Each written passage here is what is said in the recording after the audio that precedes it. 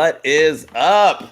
It is AEW Thursday with two dudes with attitudes. We are in the building. My man, Shooting Star Press, is going to New York. That's right. right. He doesn't have time for us tomorrow. He'll be flying and playing with rats and eating hot dogs and living the dream. So yeah, man. So we had to do this today. So I'm excited. I like Wednesday, Thursdays. I think it's a fun little, combo for everybody. Yeah, it's fun. Yeah, I like get double dosage of dudes. You get back to back of us.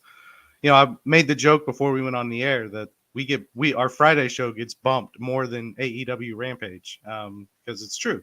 We're always changing times. We're always moving things around. But AEW Rampage is getting bumped again to tomorrow. It's at 9:30 Eastern time or immediately after the NBA playoffs. So so we're getting bumped a lot more than Rampage is. That is true. But yeah, and tomorrow I'll be in the great New York City with my wife and my daughter for birthday / anniversary trip. So it should be a lot of walking, a lot of fun, a lot of exciting. I'm doing all the touristy stuff. So I'm gonna be that guy that's at Times Square, and we're going to the World Trade Center, and we're doing all the touristy attractions. So bring it on, New York. Bring it on, New York. Bring it on. You said like Homer Simpson. Do you remember when he went to New York? He hated New York and he went there and it was like the worst experience he ever had. Was that the one where he got the boot on the car? And he drove with it. It was like wrecking his car. You gotta love it. You gotta love it. I love it. But anyway, we had a lot go on. I mean, AEW, man, I had to catch up on a lot of stuff, but I mean, we had Rampage, we had Battle of the Belts, and we had a pretty fire Dynamite again, man. They've been bringing it. They've been bringing it. So I'm excited. We got good things to talk about. I think this is going to be back-to-back weeks of good stuff to talk about with AEW. Mr. B-Roll, my man, what is up? Long time. Shooting Star Press, I got 2 words for you. Ooh, he's going to tell you to suck it. Oh, fanny pack. Yeah, nice. I will have a fanny pack. Are you going to have one? Oh, yeah. You can't be a tourist without one. So I will certainly have one. I'm going to look like Kevin McAllister from Home Alone with my camera everywhere and my talk boy. I'm going to bring that. I'm going to fight off the burglars in the hotel. So I'm ready. Bring it. Oh, man. All right. You ready? Let's do it.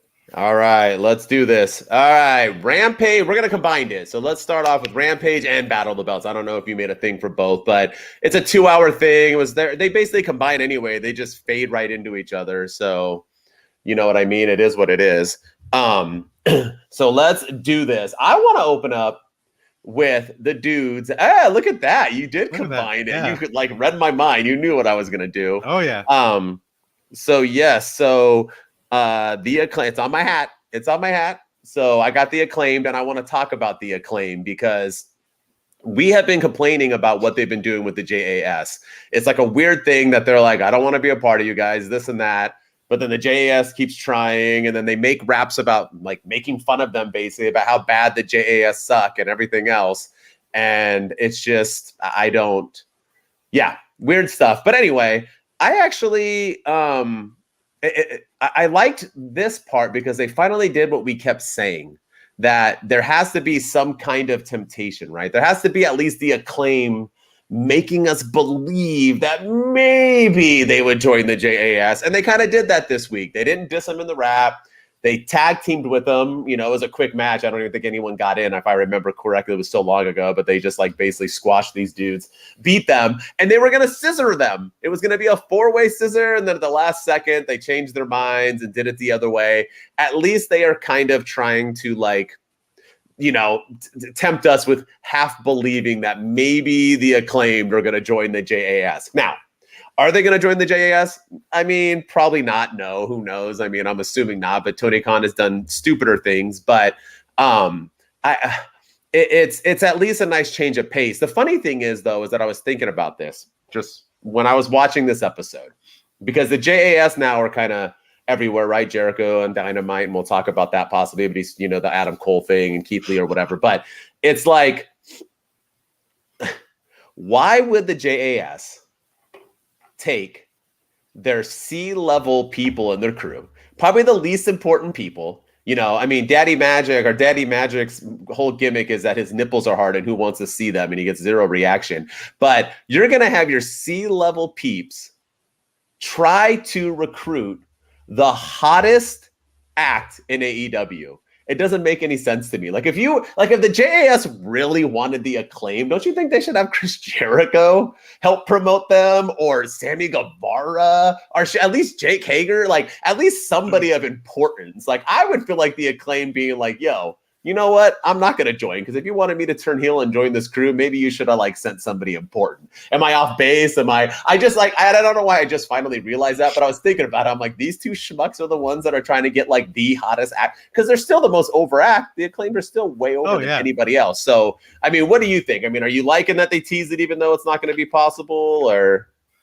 I don't like that they're teasing it. I think I hope this is the end of it. And I have a feeling it's just getting started though, but no, I'm not.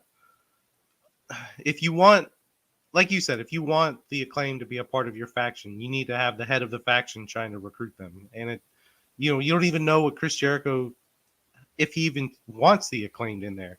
We haven't heard from him, talking about the Acclaimed at all, because he's been too busy focusing on Adam Cole. He's talking about Keith Lee. He's focusing on all these other things. Mm-hmm. He hasn't once brought up the Acclaimed at all in any sort of promo. So, yeah, if I were the Acclaimed, I would feel a little disrespected that you got your C-level people coming after me to be a part of your faction that I don't even know if the head of the Snake, the head of the organization, even wants them. So, yeah, I hope that this is over. I have a feeling, like I said, though, it's just getting started. And yeah, I'm ready. I'm ready to move on from this. But even though if you're not going to put the Acclaimed in the tag title picture, which it may look like they're not, then this is kind of a little fun thing that they can do. This gives them something to be on TV. JAS, whether we like them or hate them, they are heels, and they do get reactions from the crowd, except for the Daddy Magic and Cool Hand Luke. I feel like they don't get any reaction, but Jericho gets reactions, Jake Hager gets reactions, Daniel Garcia gets reactions, and the Acclaim gets reactions. So I think this is a fun thing for them to do, but I'm ready for them to move on from all this.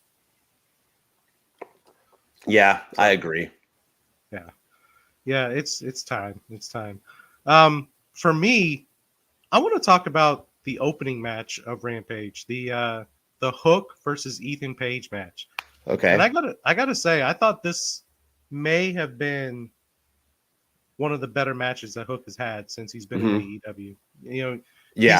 Ever since he's gotten there, all he's had is squash matches. Really, he's had the couple of when he was with Jungle Boy, they were Jungle Hook. They even then they had some good matches, but as a single star, this was probably his best match. And I like that Ethan Page got some offense, and I like that. I just feel like he's getting better and better every time he goes out there, and he's still undefeated in AEW. And the one thing I was confused about though was this: they finally defended the FTW title, and it was just. Has it always been Falls Count Anywhere? Has it always been, no disqualifications? Because they were fighting the majority of the time in the crowd. And I mean, they said this is under FTW rules. And yeah, I thought it was a good match. I like what they're doing with Ethan Page. I like that he's on TV every week. I think he can go. I like Hook. One thing I want to talk about though is AEW. For the first 3 minutes that Hook and Ethan Page were fighting into the crowd, Ethan Page attacked Hook before the bell even rang, and Hook's theme song is still playing, and it played for a good 2 or 3 minutes. So it made it hard to hear the crowd reaction. It made it hard to hear what the commentators were saying, because I was lost in Hook's theme song, which was still playing even though the match was going on. So AEW needs to fix their production a little bit when it comes to that kind of stuff. But other than that, I thought it was definitely Hook's best match. And yeah, I think I like the story that they're doing with Matt Hardy. I like what they're doing with Stokely Hathaway and the Firm and Ethan Page. I like the Hooks getting involved. I loved it. I thought this was a solid opener for Rampage, and I thought this, like I said, this was definitely Hook's best match. I agree. I agree fully. And the FTW thing, that they kind of like explained it, that it was like not all FTW title matches, I think is what they meant, aren't FTW rules, or they just haven't had one be FTW rules since the last time it was defended by Taz. But Taz brought up that it we haven't had an FTW rules match since him like and Sabu. 1999 or something. Yeah, or him and Sabu or whatever. So I mean, I did like it, but the match, I mean, it was okay. I don't like when they go into the crowd for multiple reasons. I would like it if I was there, maybe if I was like sitting in the nosebleeds, and then all of a sudden I'm like, dang, I have like Hook right in front of me, like punching and fighting and this and that. But I didn't like it like slowed it down, because they like literally went into the rows. Like, we just went to an event. You were just at one with me. You see how tight it is. You can't even like, you like have to like not touch the person sitting next to you. So imagine all these people like standing up and they're like fighting in between them. And it just slowed the match down. It was kind of awkward. It was, I don't know. It was a little too much for me, but I also feel bad for Ethan Page, man. That guy, like, hasn't he lost a Hook twice now in the last like few days? I mean, he's just like, he's like jobs. He went from like your number one dude to like almost getting a title shot. He was like in it, and then now he's getting beat up by Hook all the time and in a crew that nobody cares about, and he's looking like an idiot. So I mean, but I do agree with that. I thought it was a hot way to start. I think Hook is super over. I think they need to use him more. I liked the flow of it, and in a majority and the end result, I like that, his finisher and choking people out. I mean, I did like all that, and I do like Hook, but I did think it was I don't know, it slowed down when it went into the crowd, but I'm not a fan of that. I hate when they go into the crowd. I think, for one, it's a safety for them. I mean, I couldn't imagine being a wrestler. Wrestling fans are crazy, man. Look at TikTok and the people who respond in our comments. Some people think this stuff's real. I can picture somebody like trying to be stupid and, hitting. There was one point where one guy was like slapping Ethan Page's back, and the security guard was like, yo, stop touching him. Like, I mean, you're in the crowd. Like, there's one security guard and 16,000 fans. Yeah, it's hard to protect yourself. And yeah, I'm not a fan of the crowd brawls either. But I just like this match because it wasn't your typical Hook 2-minute squash match. Ethan Page got some offense in. You got to see Hook when he's like at his most vulnerable, because he didn't know. I mean, he looked really confused. He looked not confused, but he looked like I wanted to see what he could do with the guy getting some offense in on him, other than, because usually he comes out there and he beats somebody up, and that's the end of the match. He puts him in the Hook mission, and then that's it. And then the jobber gets no offense in whatsoever. But this time, Ethan Page got some offense in. They fought into the crowd. They brought weapons involved. Ethan Page went through a table. The crowd popped. It was a good. I thought it was a good way to start a live Rampage. And I feel like this Rampage was hot, I thought, and I thought the crowd was into it all night. And I think being live, there's nothing better than a live episode of professional wrestling. And so when it's pre-taped, it kind of loses its flair a little bit. So I'm always a fan of the live episodes. Yeah, I agree. All right. I want to talk about my girl. My girl, Jade Cargill. Billy Starks, I'd never heard of before, ever. All I know is that she is 18 years old, and Jim Ross hangs out with her in catering. But he didn't want any jokes about that. I'm assuming he meant because he likes to eat. And that she was literally able to compete because her school had a holiday. So all I know is that she was a youngin'. So as soon as I heard all this and hadn't recognized her, I'm like, dang, they're going to do a squash match at the Battle of the Belts. Bummer. Jade Cargill let this girl get offense in, and I loved it. I loved it. And I love the fact that they brought up that this was like her longest match ever. I love it, because Jade Cargill gets so much crap for not having long matches, for having squashes all the time, for not showing her talent. And then when she has a long match, people crap on her, but I liked it. I thought it was fantastic that she had this long match. It shows that she can go a little bit. It shows that she's okay with putting people over, with letting other people get some offense in. She doesn't have to be an unbeatable force all the time. And they have to kind of get over that too, because no one's ever going to truly believe she'll lose if she constantly dominates. It was like the Goldberg effect, right? You can't just always have these people dominating. It's like why Solo Sikoa finally lost to Cody. Like, you got to at least have a loss, right? You have to, or at least getting close to a loss. Like, Jade isn't going to lose, but yeah. But I do like that not only was it a close match, and then Jade Cargill finished her off pretty firmly, you know, devastatingly, but at the same time, she had that Taya girl come out and get some offense on her. So not only did she struggle in the match against an 18-year-old girl who hadn't been on Dynamite and who knows how, maybe ever, then she also had to get beat up after by the person who's going to be competing with her. So she got out of the ring thinking she was hot stuff, trying to hit her with the belt, and then the girl got some offense in. So it was nice to see Jade Cargill kind of do that. They got to build this feud with Taya, and they got to make Taya feel like she's a threat, and I think they are. Jade Cargill needs a little bit of vulnerability, and I think she got some of that tonight. So I love it. I'm a huge Jade Cargill fan. You know that. Between her and Orange Cassidy, I think there are the bee's knees, if I can say that as an old person now. So yeah. No, that's the same reason that I like the Hook match, is because it was different. You know, you normally see them in these squash matches, and you got to see somebody else get some offense in, and you got to see Billy Starks get some offense in. The one thing I kind of cringed at was that whole spanking spot. I thought that was a little, I don't know. I know that was kind of like playing on her age a little bit, but I don't know. I thought that was a little weird. But other than that, I thought it was a good match. Again, Jade Cargill is getting better and better, just like Hook. It wasn't your typical Jade Cargill squash match, and both Jade Cargill and Hook are undefeated. And like you said, it's time for somebody to get some offense and to make them look a little bit more vulnerable, so that when they do finally lose, it's believable. You don't want to have that Goldberg effect where you squash everybody. And I think with Hook, it's the same thing. And that's why I like this match with Ethan Page. And then Jade Cargill, I loved it too, because it wasn't your typical Jade match. And I like what they're doing with Taya Valkyrie. And, I think she's looking like a credible threat to end Jade's winning streak. So we'll see. I agree. I mean, she won't, but I agree. Yeah. Jade Cargill ain't losing, bruh. She's like Roman Reigns after that 1,000-day reign. She got to go 100-0. So Oh yeah. All right. What's your last thing? Anything else you like? So, let's talk about the Lucha Brothers match against QT Marshall and Powerhouse Hobbs.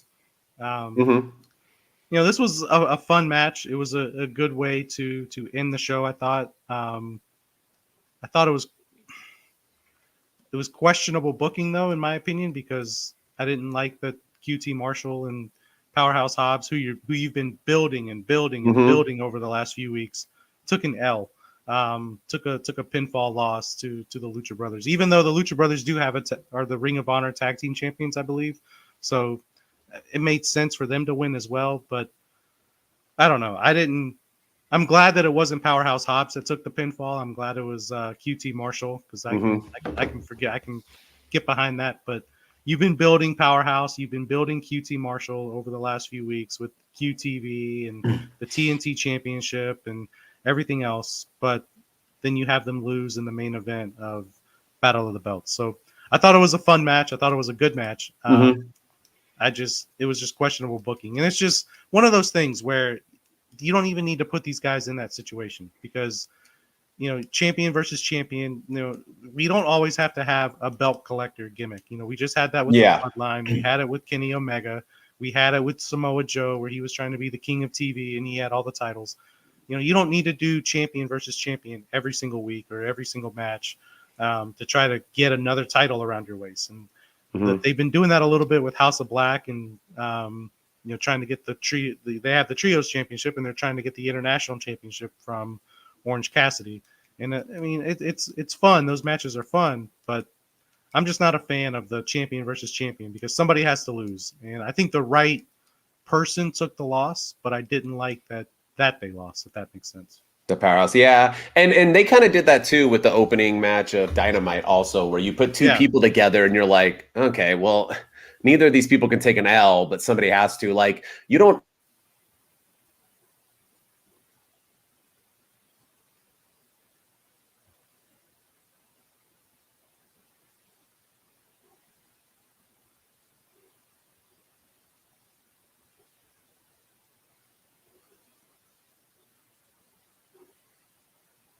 I think I lost you.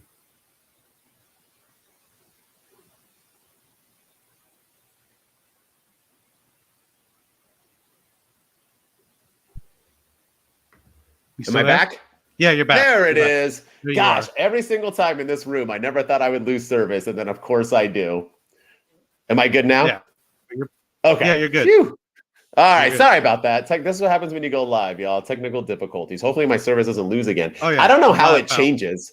I don't know how, like, my service, like, I've been in this room now for like the last 4 shows and it's had no issues, and now I'm like, it's not like it's raining outside or windy. But anyway, what I was getting at was that I don't know where I ended, but like they didn't have to face them and they didn't have to be title. Why couldn't they face each other? I mean, I know it's Battle of the Belts, so why even have them? The Lucha Bros could have faced anybody else. I don't like when you pair people up like that to set them up, because like you said, even though Hobbs didn't take the L, he still got an L.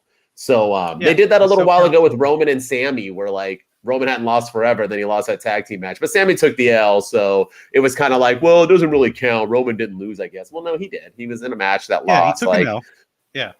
Whether or not he got pinned or whether or not you think so or whatever else, you know what I mean? Like, he took it. So I don't know.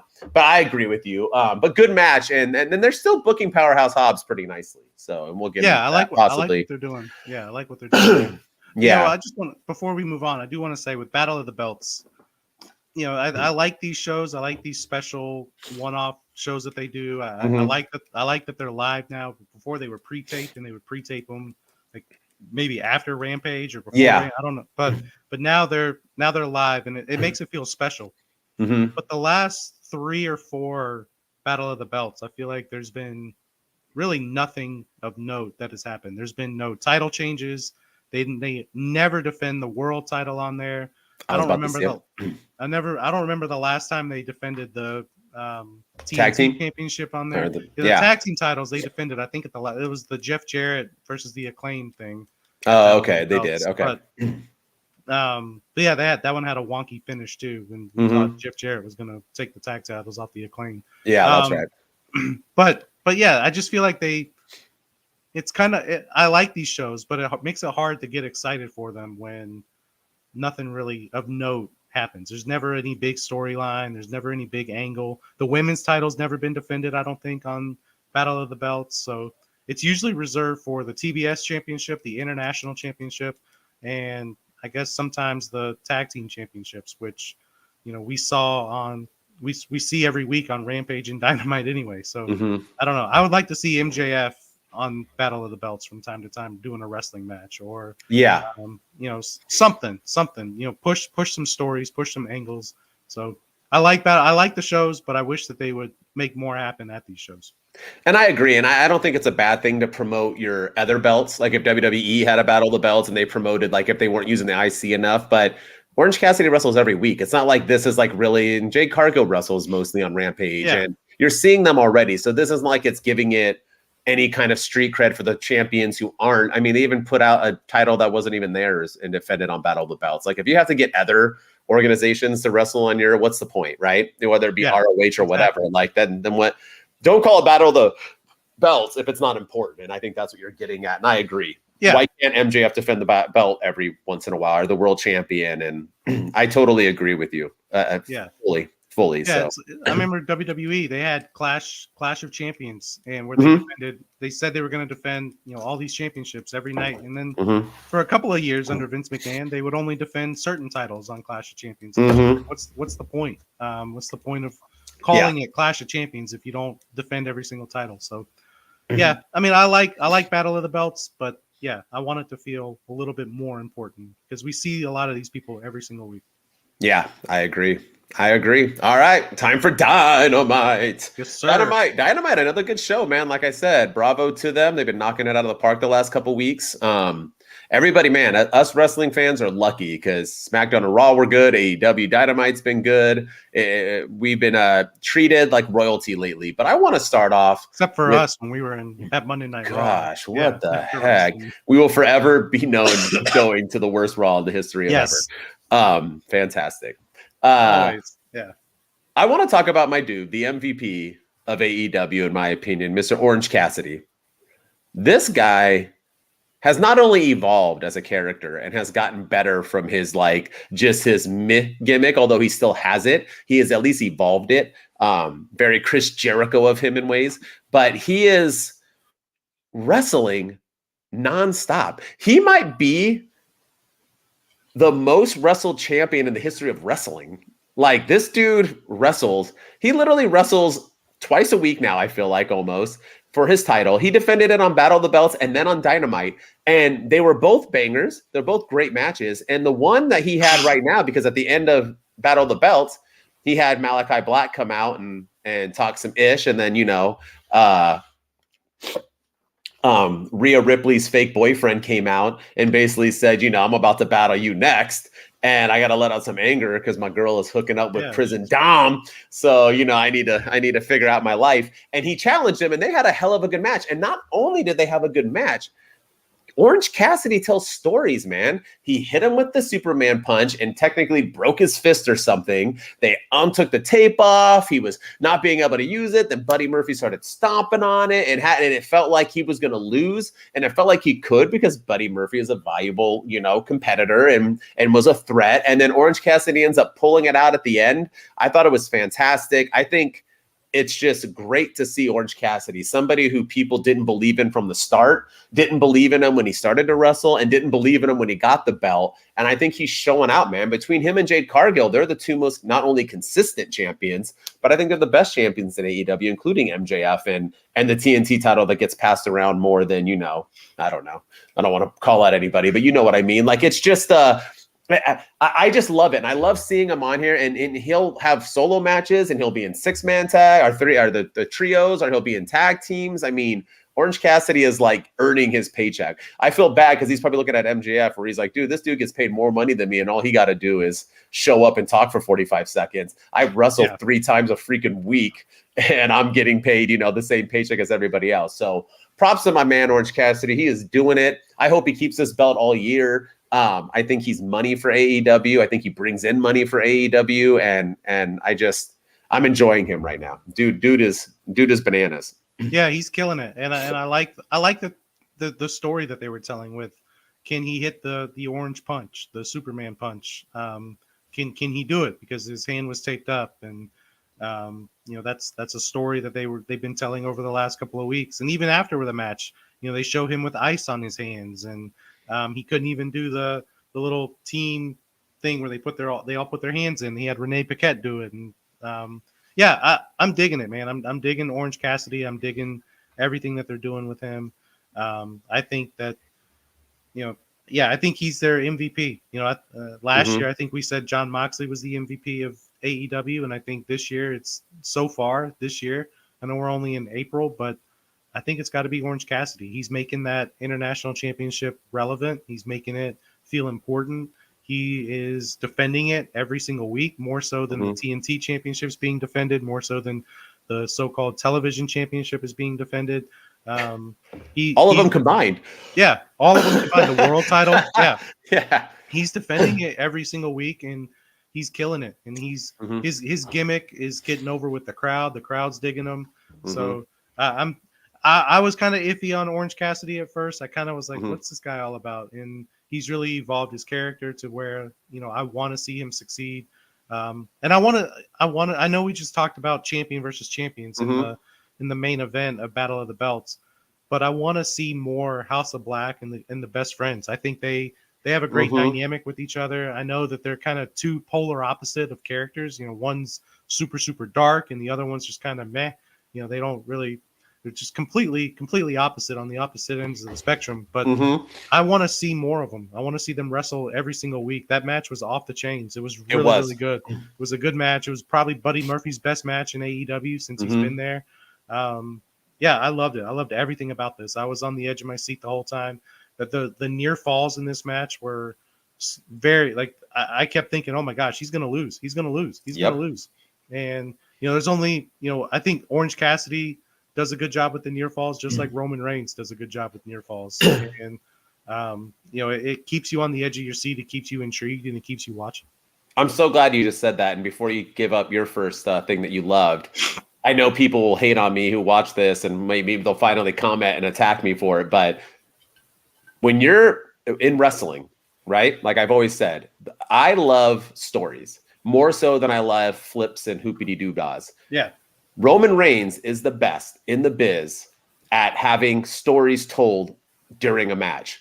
Number 2 might be Orange Cassidy. All his matches, man, and I like that you compared it before I can say it, because I wanted to say it after you were done and then you threw it out there. Smart minds think alike, but it's so true. That dude tells a story. That whole match, his near falls when he kicks out, there was one where he got the stomp and his face was like covered and he was trying to like look out the side of his eye to make sure that 1, 2, and he could kick out right before that 3. He's just so good. The hand breaking, no matter what it is, he's telling a story on how he's going to lose and he pulls out the win. And it's just storytelling at its finest. I know people are going to be like, yeah, right. There's Seth Rollins and Sami Zayn and this person and Moxley, and these people tell way better stories. I don't know. Orange Cassidy is on another level. Just because he's not where they are yet doesn't mean he's not telling a beautiful story. And he's one of the best at doing so. So acknowledge him. And I like the commentary too. The commentary team, when he finally got that pin, he got him with the mousetrap of the pin, and Taz was explaining how tough of a pin that is to kick out, and that's a pin that you squeeze. You have a really tight grip, and you have to squeeze as hard. And Excalibur was saying that Orange Cassidy had to go. He had to go to all certain levels of desperation to pull that out.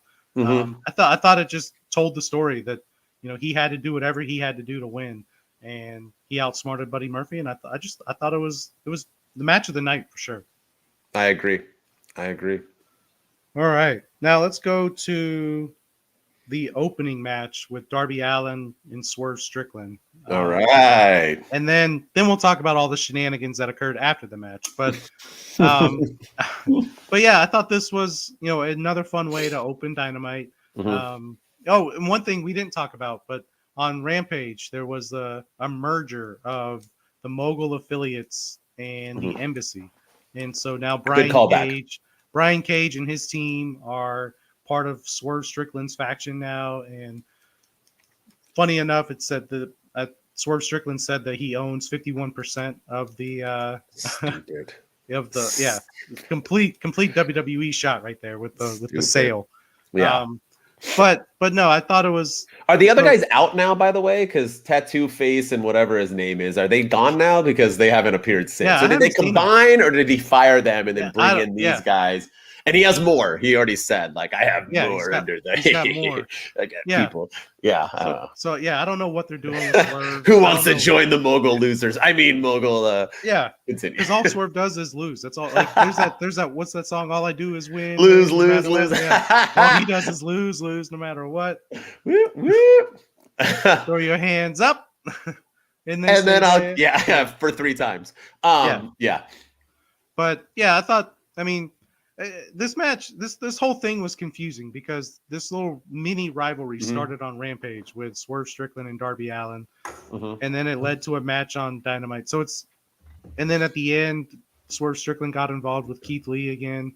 He's dressed as Ninja Swerve apparently, and he's beating up people. And like, is he feuding with Darby? Is he feuding with Keith Lee? Like, what are they? I don't know the direction they're going with Swerve Strickland. I don't know, like, what is he trying to do? And I like Swerve. I think he can go in the ring. I think he can be good, but I don't know what they're doing with him. And I don't know if I want to see Keith Lee and Swerve Strickland again.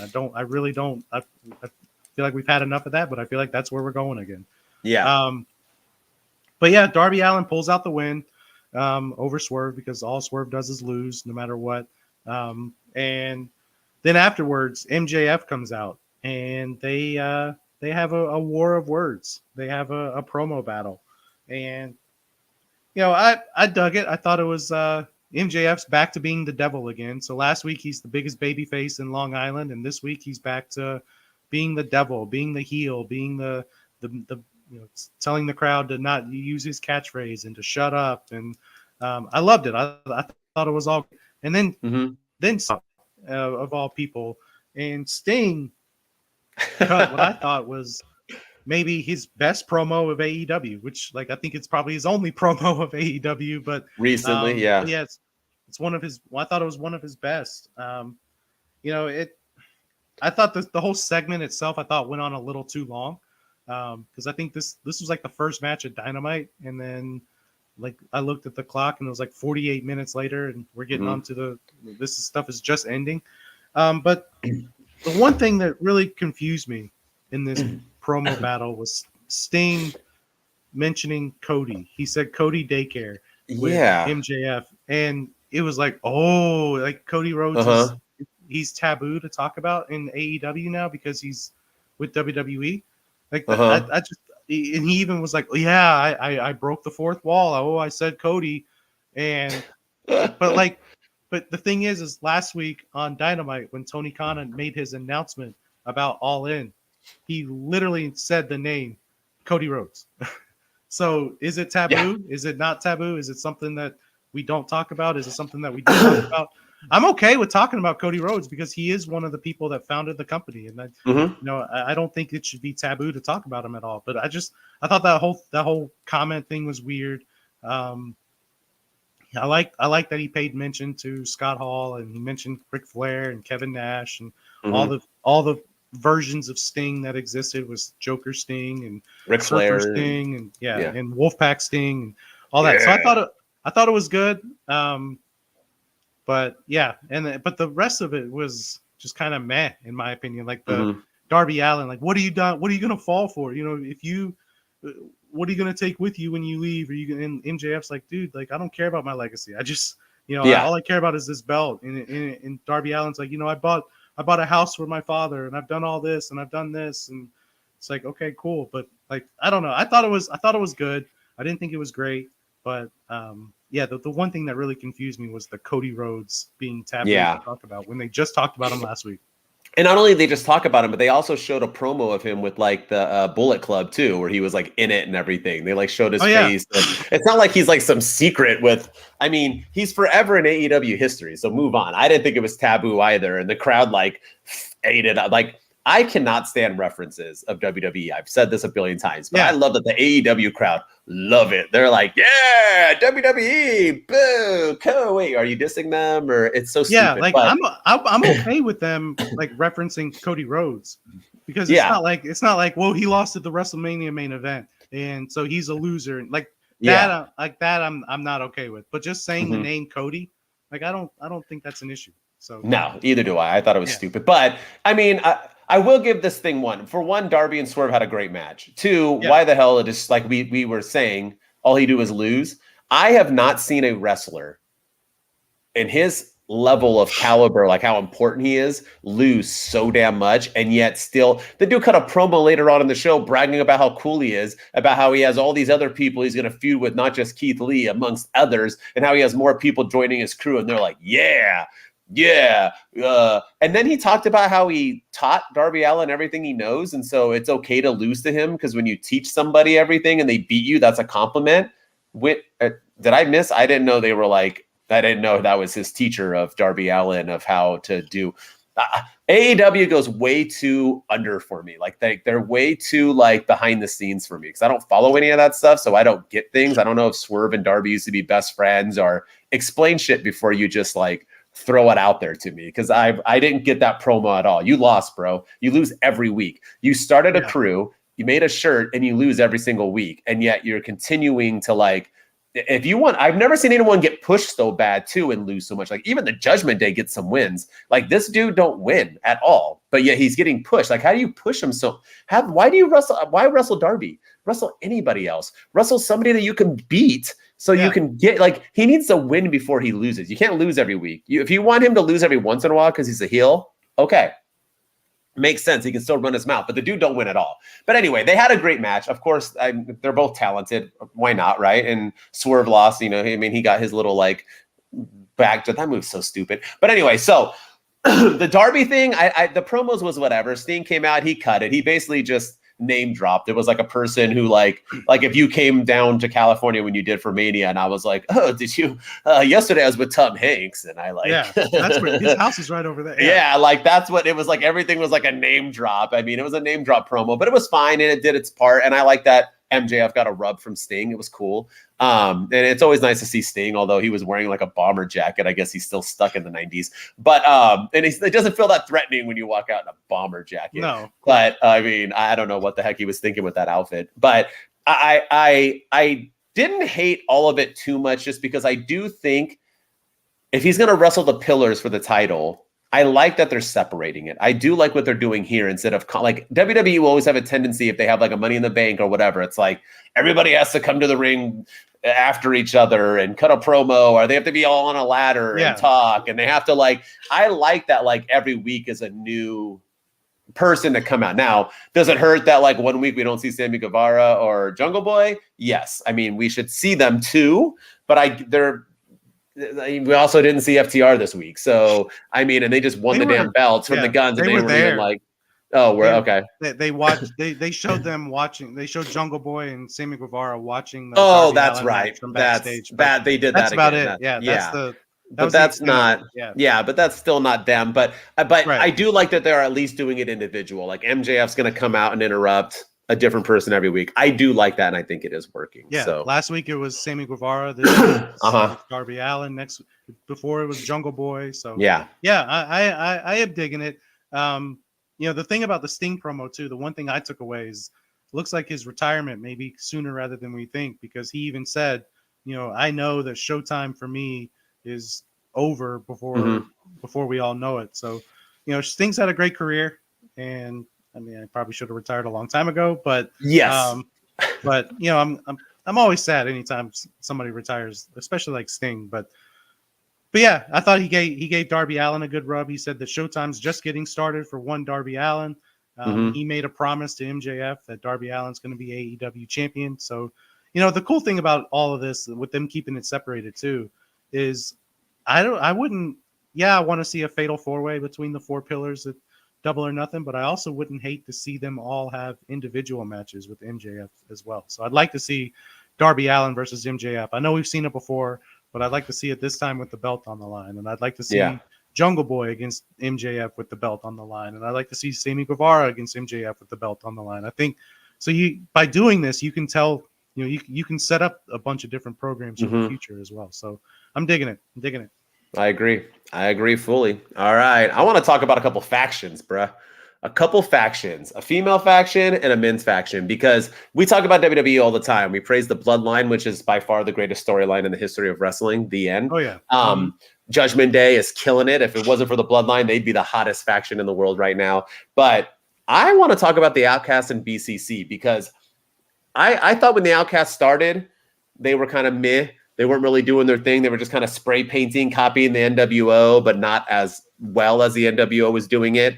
And then the BCC was kind of faltering a little bit. They were like separated and always kind of, well, that's changed over the last few weeks. And we've been talking about it, but I really want to talk about it some more, because the Outcasts, for one, just their entrance alone, they just feel important. I don't know what changed. Maybe their walks, their attitudes, maybe the way they're being pushed. But when they came out this week, I was like, all right, here they go. Like for one, Ruby Soho, I've always been a fan. I know you weren't the biggest, but I liked her, and I thought she was never utilized right, especially when in WWE or when she came to AEW. Yeah. She was front and center. She was in the middle. I like it. You have Toni Storm with her new hair. She looks so damn cute with those little balls in her hair, and she's walking out, but they look fierce.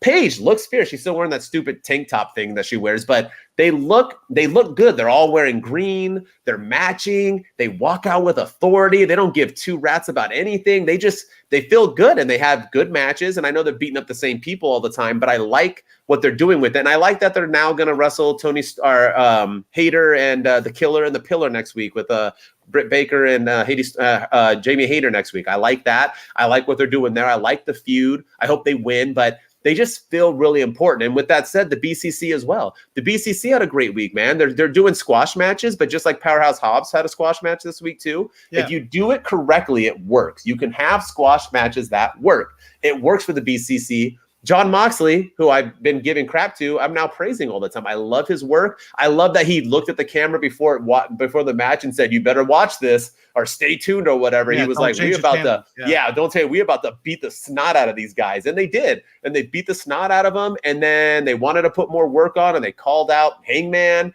and then the Elite came out, and I love them versus the Elite. Please take my money. I'm all for it. And with that said, after praising these factions and AEW, who's always had too many factions, and so they get lost in the shuffle, are finally utilizing them, because even the Best Friends are looking good. The House of Black is looking good. Like, factions are blowing up in AEW, and they're but you know what I mean. But yeah, but they're doing their thing, right? They're utilizing them correctly and giving them a fair amount of time. BCC, I'm going to leave you on this when you can respond and then give your input. CM Punk was in the news.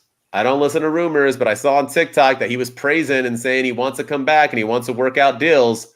Are we getting BCC versus the Elite because CM Punk's going to join one of them? Is he going to join the BCC? That would make more sense. Or is he going to help the Elite and just switch the whole game up? What say you? Are you liking these two factions? What do you think about the Punk intrigue? What are you thinking, bro? We talked about this last week, but I thought, first of all, with the Outcasts, I thought we were done with the spray paint. That's the only thing that I thought we were done with, the green spray paint and the L and all that. But they did it again this week, which I thought, I'm not a fan of that, because I just feel like it's just the NWO ripoff. But everything else I loved, and I think it's great. They're doing their thing. I love that. The thing is there's actual stories that are being told with AEW with both of these factions, the BCC and the Elite. They're telling a story that the BCC hates the Elite, and they've never been a fan of the Young Bucks. And John Moxley even said, "These are the Elite." Like, we put the Elite in All Elite Wrestling in his promo there, and I thought that was fantastic. I thought that was a good way of making him a big time heel in AEW. And I'm digging this. And then the story with the Outcasts, they're here to fuck shit up, for lack of a better phrase. They're here to destroy the status quo in AEW. They're the outsiders that came in and want to beat up everybody, and they want the push. They want the and I like that they're not saying, well, because we were in WWE, we were doing all this. They're just saying, we're the Outcasts, and we came in, and we're not AEW originals, and we want to beat up all the AEW originals. So I'm digging the story. As far as the Punk intrigue, I saw it too, and I was kind of in the camp that when Punk, when the Young Bucks went out with their injury, or when they were beating him up back, and one of them got taken off on a stretcher just a few weeks ago on Dynamite. I was hoping that was going to be the reveal that CM Punk was the attacker, and that's how we would get there. But it looks like they kind of moved on from that, and told us that it was the BCC that did it. But yeah, I mean, I could see Punk joining the BCC. I could see, I would love to see him and Moxley working together, because the last time they were in the ring, they were against each other, and now they'll be working with each other. And that's the whole thing of the BCC, right? You make me bleed. That's how Bryan Danielson and John Moxley got together in the first place. Was they had an hour-long match or something at a pay-per-view, and Moxley was like, "Look, you make me bleed, and you'll earn my respect." And I mean, apparently everybody makes Moxley bleed, so I guess he has mad respect for everybody on the roster. But that's how the whole story started. So I could see Punk coming in, because he made Moxley bleed at All Out. And, they could put their differences aside and come and join and go against the Elite. I'd love it. I would love to see it. Remember, Wheeler Yuta got in by making someone bleed. That's how they initiated him. He beat the snot out of somebody. I forgot who it was, and then he made him bleed, and then he had that BCC bleeding shirt, and it was all cool, and that was kind of the start of it. But I'm digging it, man. I like the stories, and that's the thing. There's stories right now, stories galore in AEW with and that's what's making them so good right now. You have the Wardlow came back this week, and yes, he did. He's telling that story, and he beat up, and we'll talk about this for a second, but let's talk about it before you bring up yours. We can bring it up. He destroyed Powerhouse's new car in the back, and magically out of nowhere happens to be a forklift right there in the parking lot. No other cars around. There's just a forklift right there. Pro wrestling, everybody. That is pro wrestling. At its finest. Yeah. But yeah, and then like Wardlow, he gets in it and he lifts the car up and drives the forklift right through it. And then he gets out. And I don't know if he forgot to put it in park on purpose, or I think he did. I think it was, I don't think that was on purpose. I think that was an accident. I don't think he meant to do that. And then even Taz made mention of it, that he forgot to put it in park, but the thing kept rolling and eventually it stopped. But that could have been thankfully, because there was like a street over on the, I think they were like in a public, I don't know if it was blocked off or not, but yeah, that would have. Yeah, that could have been a disaster waiting to happen. But yeah, and like, yeah, just the magic forklift out of nowhere. It was just like, okay, this happens to be right here beside Powerhouse's car. Mm-hmm. Powerhouse chose like the worst parking spot because he's right next to a forklift. Probably thought, oh, no one will park next to me, which nobody did park next to him. But he wasn't in a parking spot. He was literally parked perfectly to get destroyed. Yeah. Weird. Yeah, that's pro wrestling at its best, everybody. I also like how Wardlow was like, scratch this car up, beat it. I'm just going to flip. If you're just going to flip it. But nonetheless, it was fun to see him stick a hammer into the window. Yeah. Also, Braun Strowman would have lifted that car and flipped it with his hands. I was about to say that. Yeah, I wrote that in my notes. I was like, "That's so funny." I was about to say that. I wrote Braun Strowman is greater than Wardlow. Like my proof. HBK greater than everyone else. Yeah, Braun Strowman is better than Wardlow. I thought the same thing. I was like, for shame. I don't need a forklift. And Braun didn't do like a Cadillac. He lifted like a huge big rig or an wasn't it a big rig or an ambulance? I don't know. It was a big vehicle. Yeah. And he straight flipped it. And meanwhile, it took Wardlow having to get a forklift to lift the car, and then he forgot to put it in park. I'm still convinced that when Braun Strowman flipped that car, he was getting like a string pulled on the other side. I don't think you can, as a human, lift a car like that, but I could be wrong. I don't know. Yeah, he didn't need a forklift. So yeah, he didn't need one either. Either way, I couldn't lift it with help. So I mean, yeah, exactly. No, I don't. More power to him. So but I totally wrote Braun Strowman is greater than Wardlow. Did Mark Henry flip a car once too, like to prove a point? So. I think so. Back in the days, when he was the House of Hall of Pain. But all right, longest man too. Yeah, and since we brought up Hobbs really quick, I mean, once again, they're doing magic with them, so I like what they're doing with them, and hopefully they keep pushing them. But next week on Dynamite, we get the Wardlow versus Powerhouse Hobbs rematch, and so sir, we'll talk about that. Yeah, I hope there's not a new champion. I know we complained about Wardlow dropping the TNT title after so suddenly after winning it at Revolution, but I don't want. It's not time to take the belt off Hobbs yet. Yeah, I agree.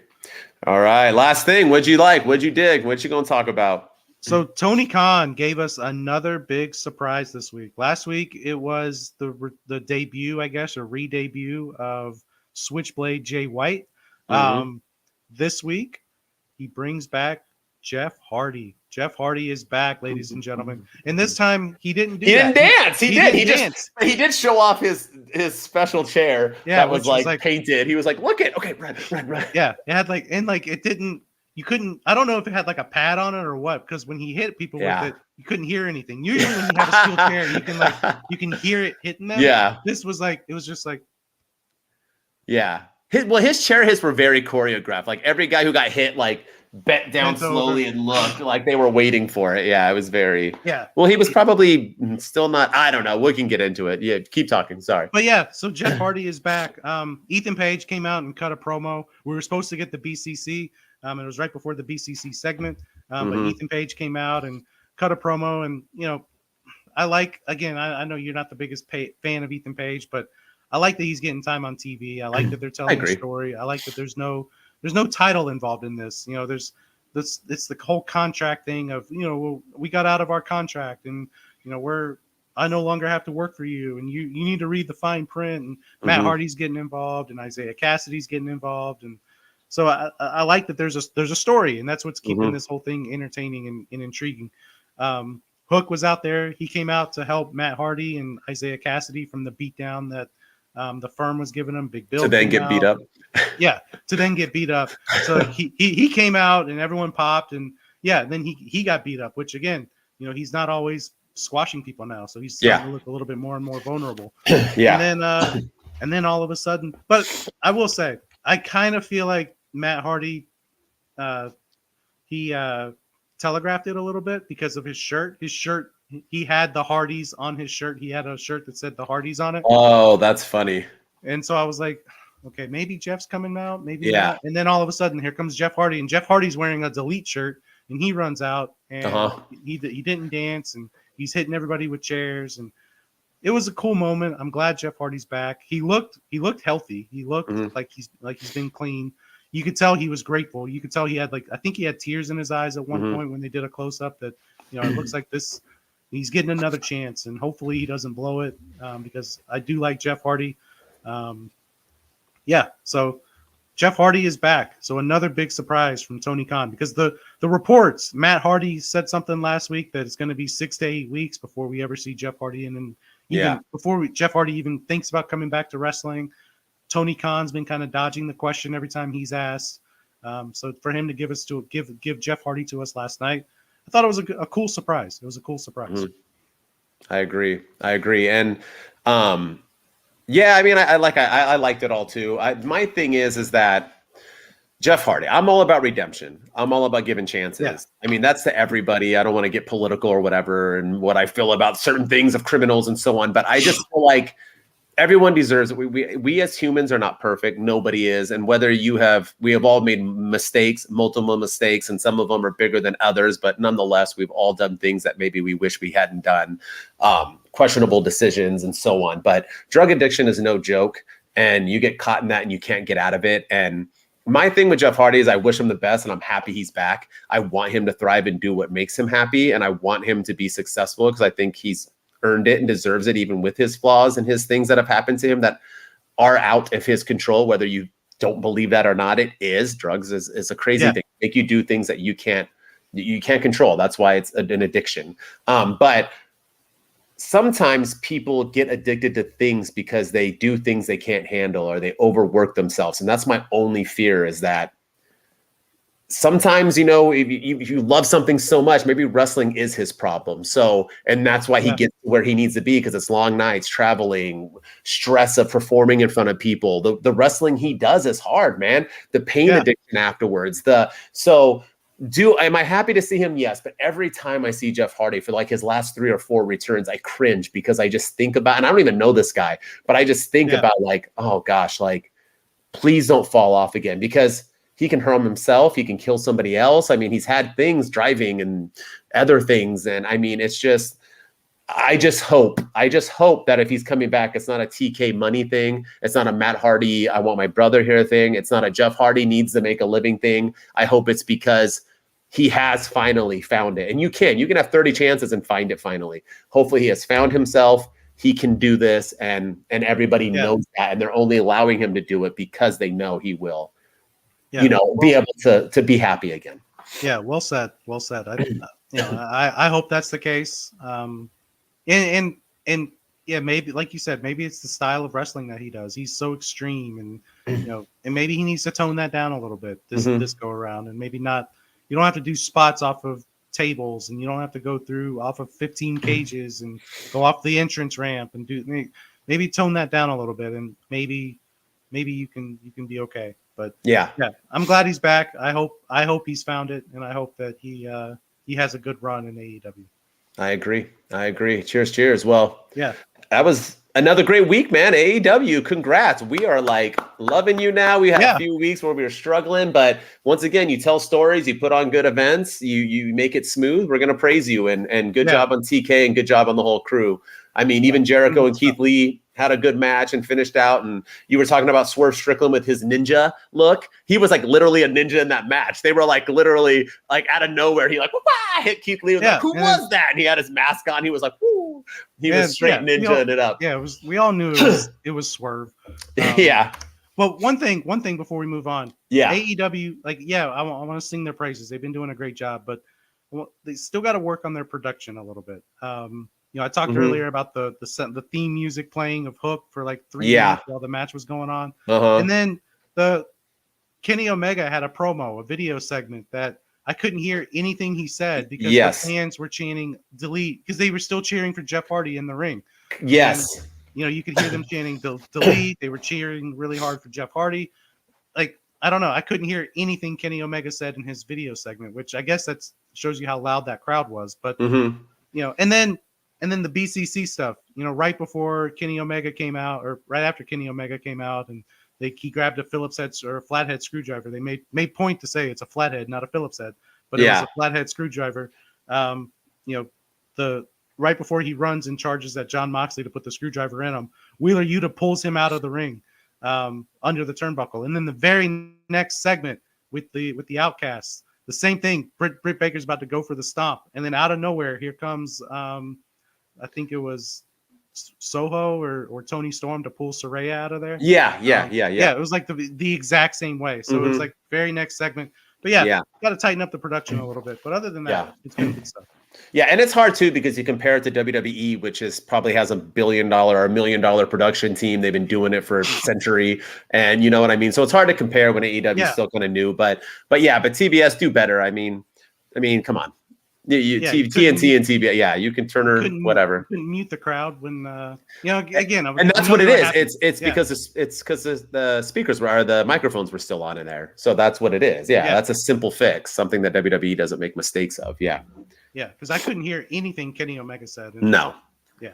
Didn't matter. He was there anyway, so I don't even know why I think that's what he was saying was I'm not going to be here. That's what he on commentary. He's not here, and then he's there. So. And he was the first one out, which was weird. Maybe the Young Bucks should have came out, and then he came in and like snuck in. It was kind of like a weird. Yeah, it was like a weird thing. But anyway, all right. We are done with the week. Let's move on to our segment. And everybody loved it so much on Wednesday that we brought it back. True or false? Let's hear it. Let's do it. Let me get the... Oh, he wasn't ready. I went too soon. That's what she said. It's damn true. False. True or false? I love hearing Dwight. All right, let's get into it. And as always, gentlemen go first. Mr. Shooting Star Press, what's your first one? Oh, man. Okay. True or false? Let me get everything set up here. But true or false? So last week, Tony Khan cut a promo or had his big announcement. We didn't talk about it on last week's episode. Okay. But he made his announcement that AEW is bringing back All In. Where he mentioned Cody Rhodes, he mentioned the Young Bucks, mentioned Kenny Omega. They're bringing back All In, and it's going to be in London, England, at Wembley Stadium. So that stadium holds about 90,000 people. So true or false? AEW needs to bring back CM Punk in order to sell out Wembley Stadium.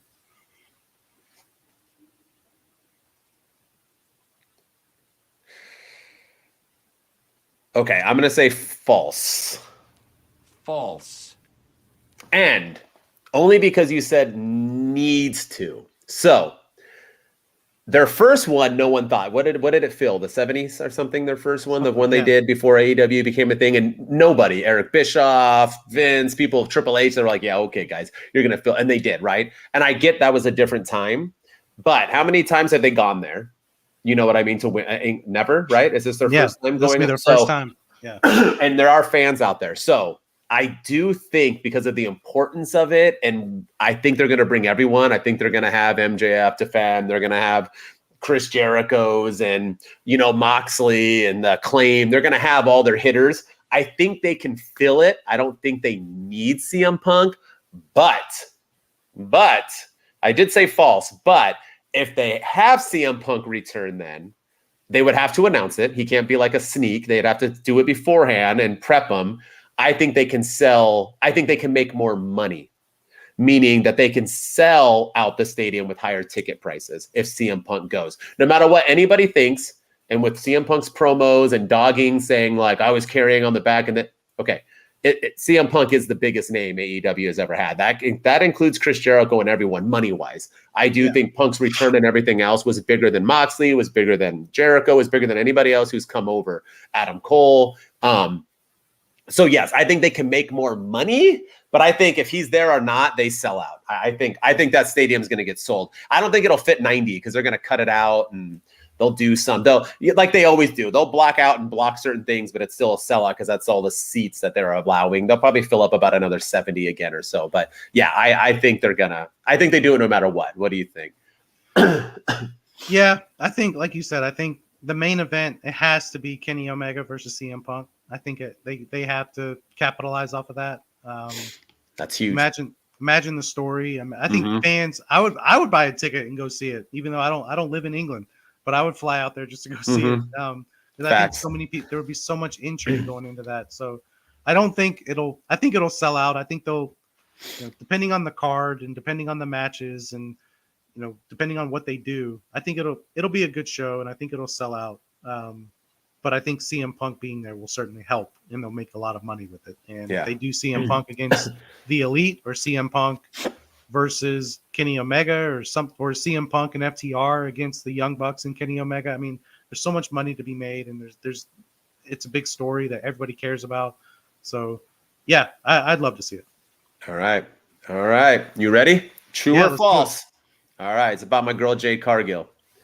Jade Cargill will not lose her TBS title and will actually win both belts before the end of 2023. True or false? Boom. I hit you with one you didn't have. Yeah. You didn't know at all. Look at that. Okay.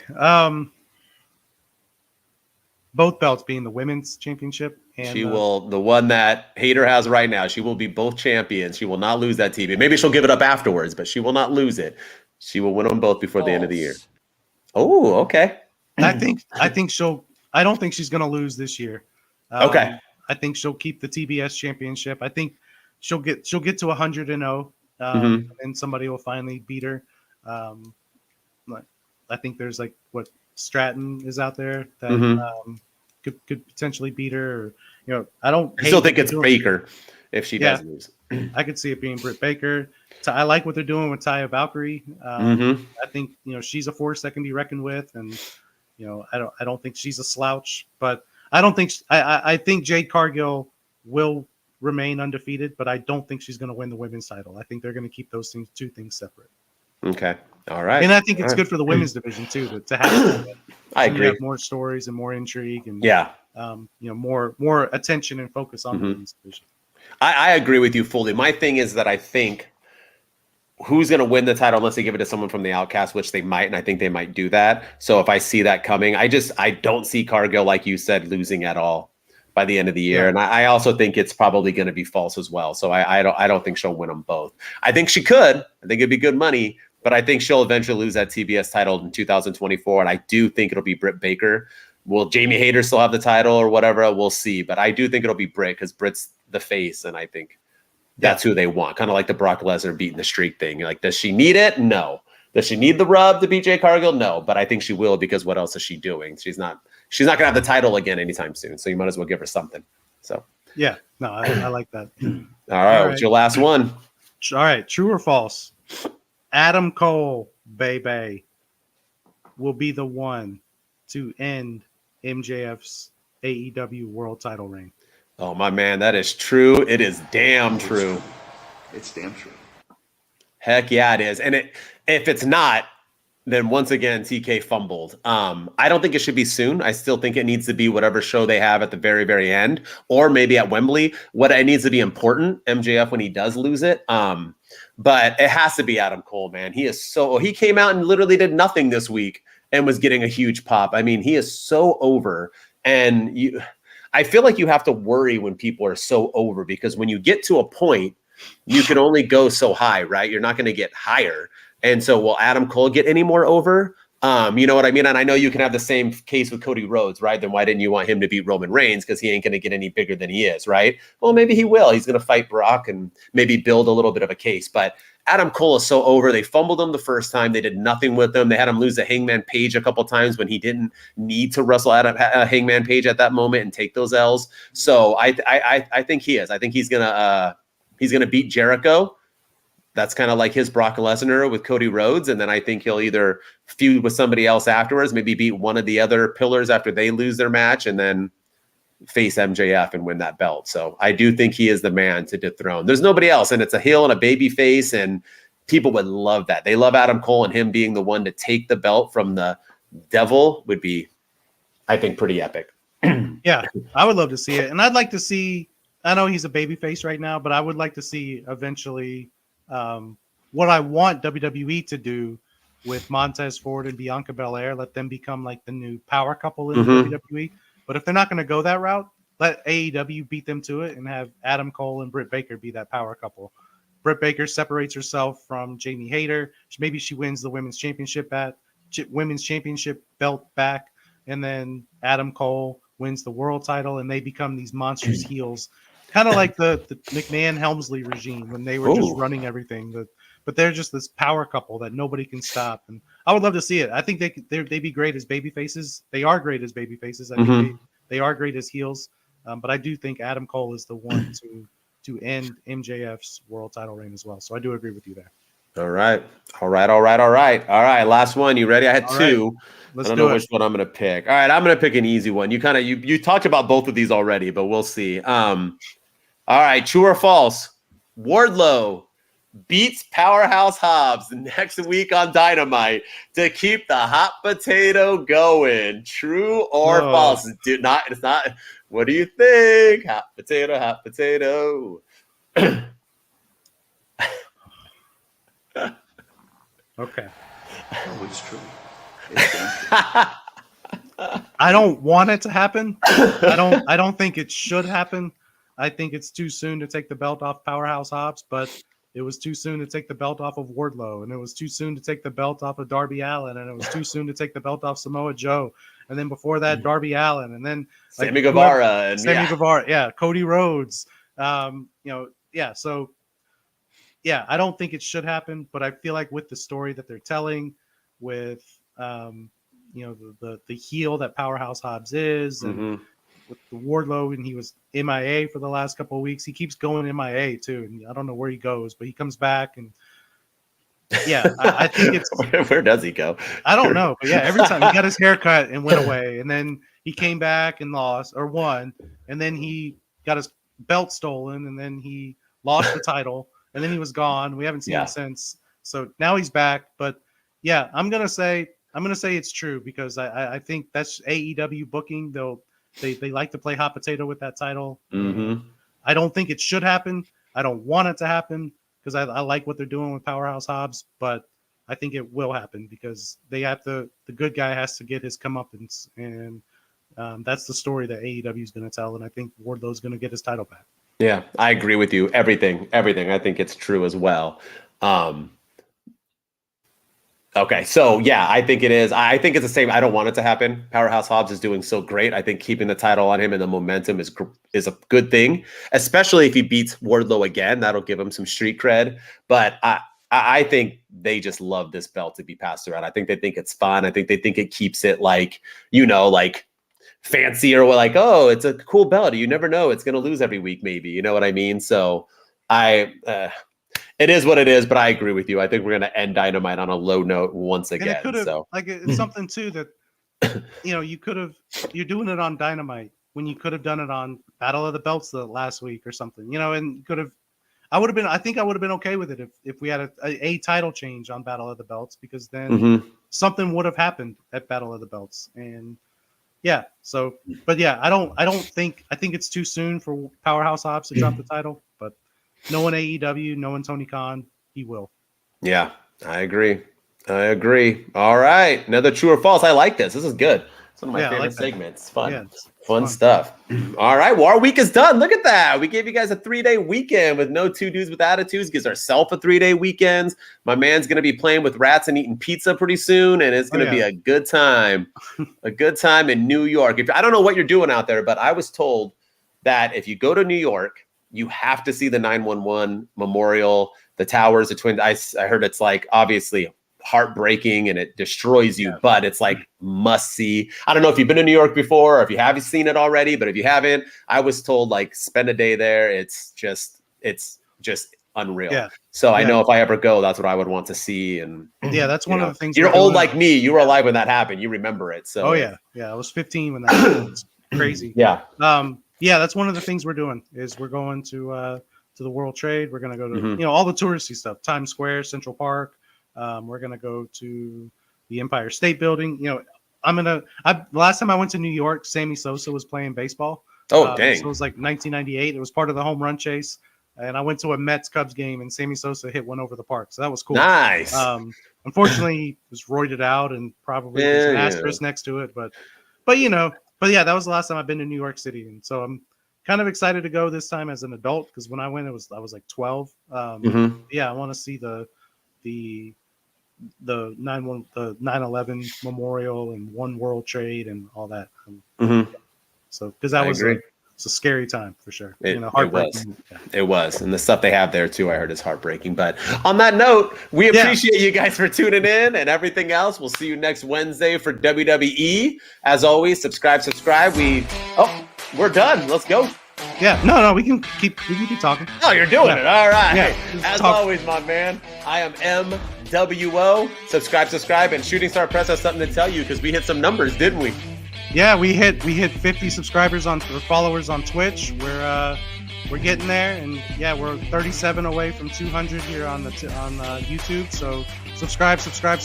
Go follow us. Go rate us. Go review us on Apple. Yeah, we're doing big things, man. We're moving up the ranks.